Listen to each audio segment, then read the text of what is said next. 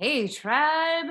Hey, it's Krista again. We are still talking about anxiety. Hopefully, you have caught some of my earlier videos. If not, head over directly to YouTube or back to the page, and they are there. But I want to talk now about the difference in good stress and bad stress, and why anxiety might actually be a good thing. And I know that's weird. We get weird sometimes. But anxiety is just our body responding. And I know you've heard me say 100 times the body keeps the score.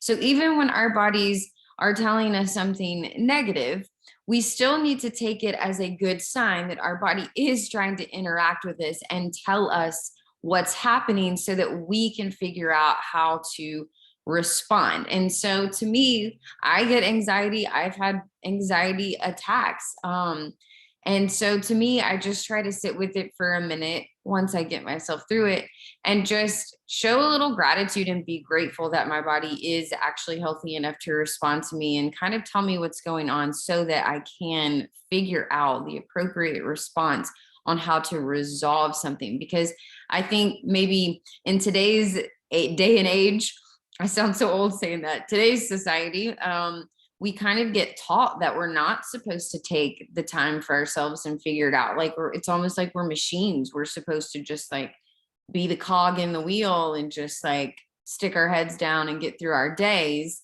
But one thing I had to realize in doing that is like, how's that working out for us? It's not, it's making us more sick mentally and spiritually. And um, so to me, anxiety can be a good thing if we look at it that way. Because if we choose to do something about it, which is the next piece, but it can be a good thing because it is our bodies trying to get our attention. And if we are not handling our stressors internally or externally, our bodies are absolutely going to tell us what's happening. And an anxiety attack or having prolonged anxiety is just one of the ways that our bodies will do that. So think about that the next time you start to get overwhelmed or feel yourself getting anxious or even having an anxiety attack. I'm going to show you some ways that you can get through that piece in a little bit. But after you get through that part, just remember to show yourself a little gratitude and thank your body for sending you the right signals to so that you can take care of whatever stressor it is that you need to take care of. But let's talk about good stress versus bad stress and how we even get to the point of like chronic anxiety. Because I know for a lot of people, some people can have a very genetic predisposition to severe anxiety attacks. I'm not taking away from that at all. But for the most of us, we just have this like prolonged, anxious, unsettled, stressed feeling. And at least that's what I'm hearing from the majority of people and seeing and observing from the majority of people. So let's talk about the difference in good stress and bad stress, because we do, in fact, need stress in our lives. But there's a difference in eustress and distress.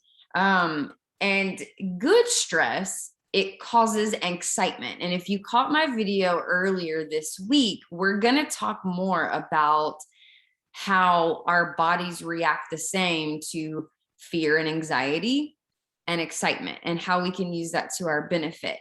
But good stress causes excitement.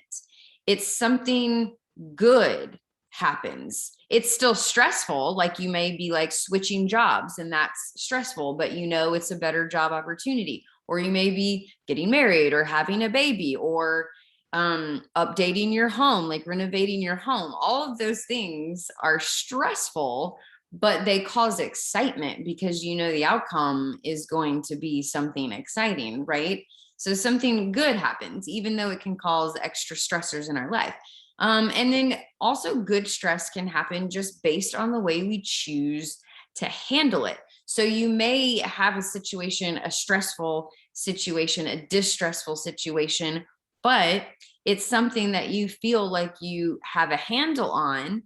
And so it causes you to rise up and empower yourself to overcome it. You make a decision, you get motivated to be like, okay, this is a bad situation. This is a stressful situation, but you know what? Here's what I'm going to do about it. I'm going to overcome this. And so we choose to handle it in a positive way. Bad stress causes distress. It's something, and again, very minute terms, something bad happens.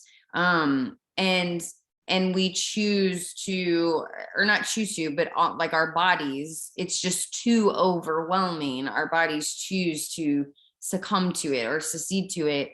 And that's what puts us in that prolonged stress. And that's what can cause our bodies to create those hormones that cause anxiety. And if we never allow ourselves to get out of that state, then our bodies just accept that, like, oh, okay, well, I guess this is the new normal now. I need to produce all this adrenaline and cortisol like all the time. We just need to stay in this like fight or flight. That's where we start seeing this like prolonged anxiety. And that in itself can actually exacerbate and cause more like anxiety attacks, even if we're not somebody that's predispositioned to anxiety attacks. And if you watch the video I did yesterday about the internal factors, like our bodies are chemically responding and trying to just do whatever and find that baseline for us, but it is on a very chemical level. So whether we have distress and fear and overwhelm or excitement, our bodies are producing cortisol and adrenaline, but we're not meant to stay in that state. And I think that's where we're getting off as a society. Is it's almost like we're being taught that we need to stay in that constant fight or flight state. But guess what? We don't.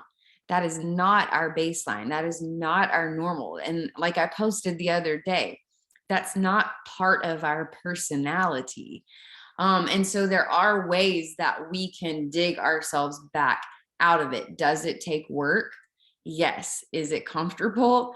No. But there are ways that we can dig ourselves back out of that. And remember, and we're going to talk more about that in the next video that I post, but remember, anxiety actually can be a good thing. So remember that it is always our bodies trying to communicate with us, trying to get us back to that point of baseline, trying to get us back to that true north, our true, authentic, calm selves, because that's what we crave. All right, catch me on the next one. We're going to dive in even more.